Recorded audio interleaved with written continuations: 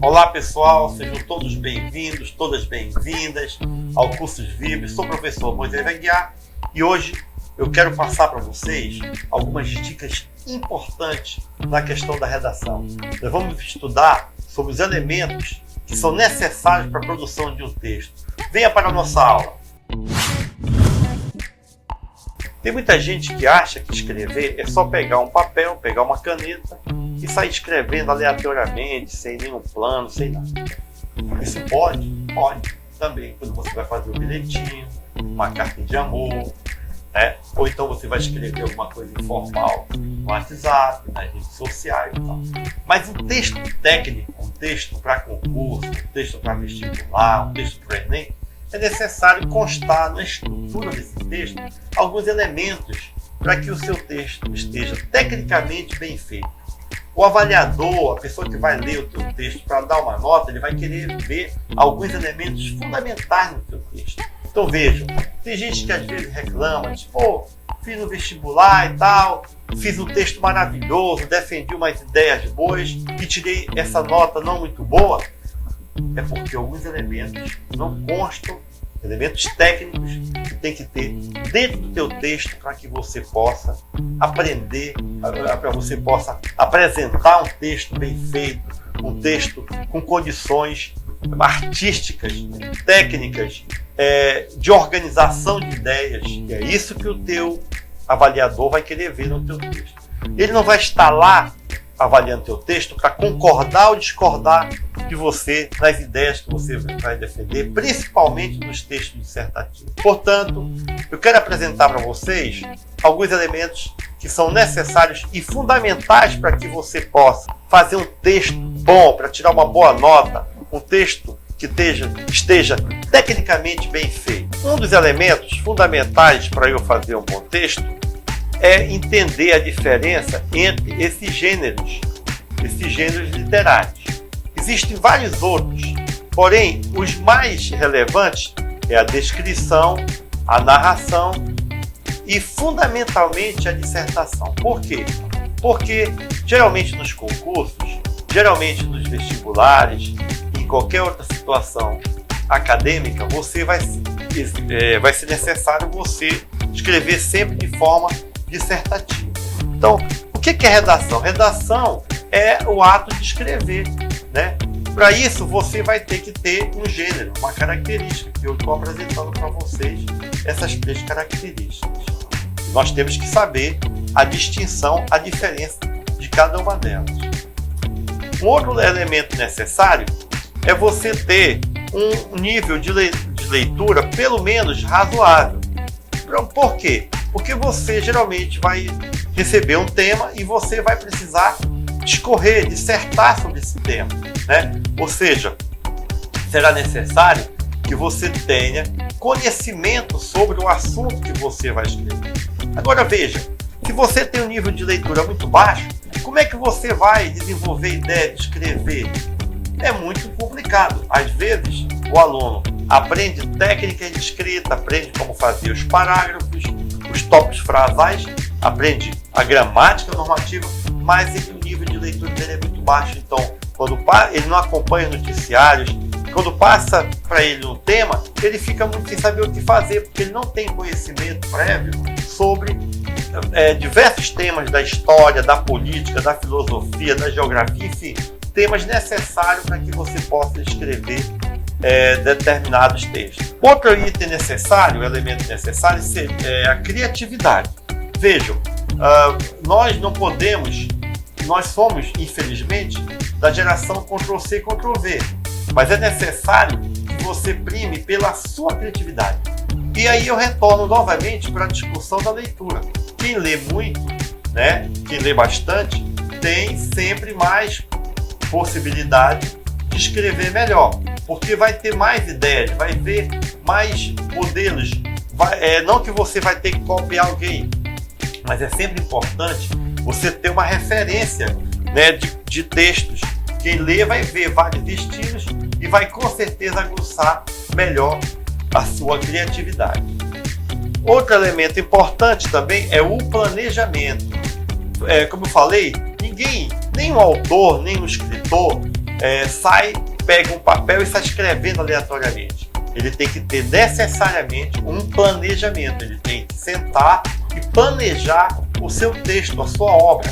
Vejam, Carlos Drummond de Andrade dizia sempre que para escrever necessita de 90% de transpiração e só 10% de inspiração. Ou seja, você tem que trabalhar o seu texto, você tem que sentar, planejar o seu texto, organizar as ideias para que você possa ter um princípio, um meio e um fim no seu texto.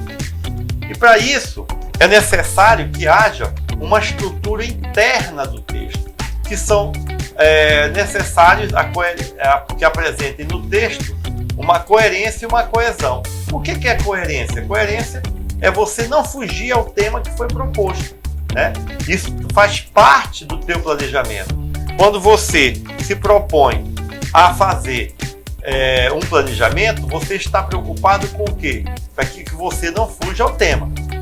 Outra situação que também tem a ver com o planejamento, né, para que eu tenha uma estrutura interna interessante, é a coesão textual, que nós vamos ver no item abaixo a seguir. Porque o leitor do teu texto, o teu avaliador, ele vai querer saber se o teu texto está coerente, não foge do tema, e se está coeso na sua estrutura interna.